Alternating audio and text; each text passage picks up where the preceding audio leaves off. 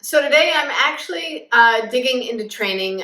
We spent a couple of days really getting Vivi used to just sniffing her collar, enjoying her collar. That's actually part of the training that they give you in the app. For her, actually, this is pretty important. She knows what a stimuli collar is.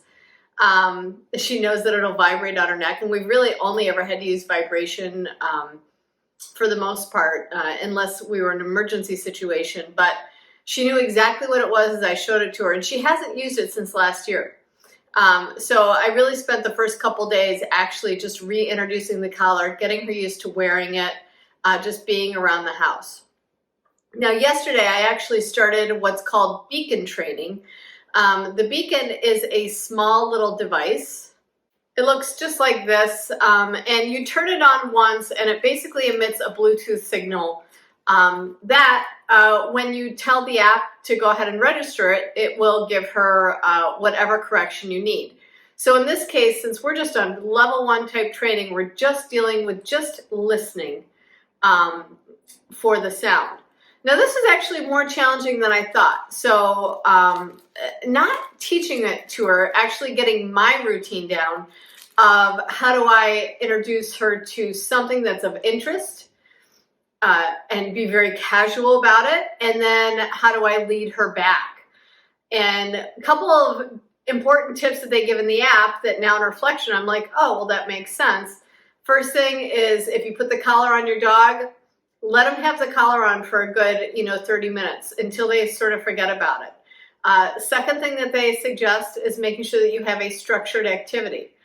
Well, as soon as I went to go do that, right, I had the collar on the dog and I omitted that structured activity. It wasn't that she was too excited. It's that suddenly I put a leash on her in the house and she's like, hey, what's going on? So I think I kind of took point in that I want to make sure that she has a structured activity, kind of that walk, not just to get out that energy and exercise, but so when I come back in the house with that leash, she's not suddenly like, well, what are we doing? And essentially what the goal is you put something smelly, yummy, you're trying to get them to note it with their nose and then hopefully see it with their eyes. And as they get a little bit closer, this halo will actually give them that reminder that they're a little too close. And then you're leading them back and rewarding for coming back to you. Again, it doesn't sound that hard, but I actually, I'm glad I went through the kind of the first portion of it, had a good reflection about it, and I can kind of see the progress of the training. A couple of pieces of feedback is the training is unfortunately, at least from what I can see, only in the app. And that is a bit of a drawback because I'm one of those people who I like to read through all the training, all the modules, so I understand each step. I like to go back. I like to make notes. And while their training is very simple, very straightforward, it's easy to slide through on the app. I wish there was basically an online module where I could see all those steps a little bit more readily, and I wish there was more video. But overall, it is simple, at least to this point. So what I did is I put her collar on as soon as she came in, or as soon as I came home from work. I gave her a treat, let her nose right through the collar. She put it on, she's no problem with it. Hooked her up to go outside because she has a little lead, so she can just kind of do her business out there. And then we're gonna go take kind of a quick walk and then come back in and start our halo training. So the second issue that I ran into is the collar or the beep is going off a little bit early. So the devices or the lure, the treat is here, the dog is right here, and I'm talking about like 1.5 feet, 2 feet, and it was going off. And this was actually the other day, and it was even actually further apart. I realized after, because I actually contacted the company, I said, hey, this is going off before she actually gets to that beacon, that treat.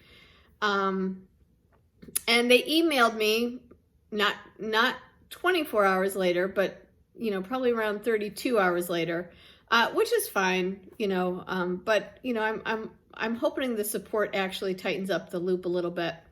They suggested updating the firmware and just making sure that it's all kind of up to date. So I did check the firmware on the collar. It looks like it's up to date. I'm still gonna do what it is that they asked to make sure it's really up to date. I am, however, thinking that maybe there was some interference because we're talking about a lot of different signals in a home, right? If there's metal or wires in a in any sort of furniture or in the walls, it could actually lead to interference actually in the house. So I'm going to explore that a little bit more. I've done 2 days. A couple of notes is they recommend, number one, putting the collar on about a half hour before so the dog just gets used to the collar and doesn't think kind of something's up. I completely agree with this. I think that's really smart. The second thing that they really recommend is to take them on a structured walk ahead of time before training. And I didn't really realize how important that was. I think that's a really good recommendation. The training, not just to get the exercise out, but to really kind of get the senses activated into sniffing things and just starting to process things. And what was nice is I actually had let her out kind of in the backyard to go to the bathroom. In the meantime, I set up the house.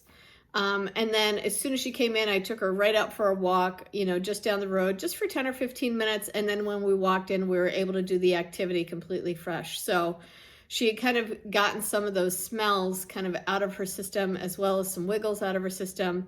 And she's not a highly excitable dog, so that actually worked for her pretty well.